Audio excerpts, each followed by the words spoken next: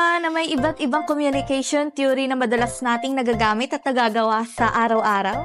Mapa-individual man o kultural, iba't ibang epekto nito sa tao. Kaya meron kaming 5 theory na tiyak na kayo'y makaka-relate. Ano pang hinihintay nyo? Tara na! Magic Bullet. This media fire the message directly into the audience head without their own knowledge.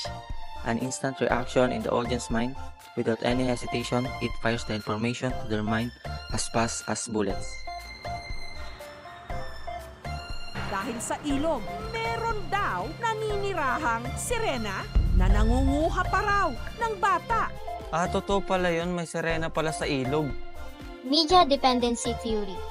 The more dependent an individual is on the media for having his or her needs fulfilled, the more important the media will be to that person. Yes, tignan mo yung bagong filter, oh.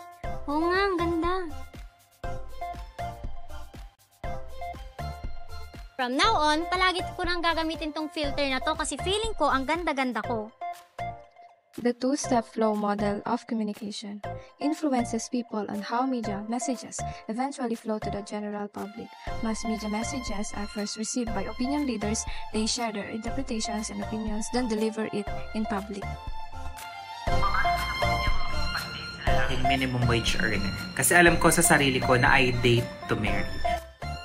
May point si Tito Mars, ha? Siguro ako rin. Uses and gratification theory. They use the media for their own needs and get satisfied with their needs.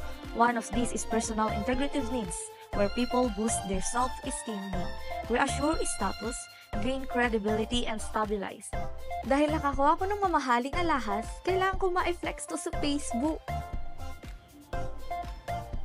Diffusion of innovation theory. The focus on how new technology and other advancements spread through different societies and communities.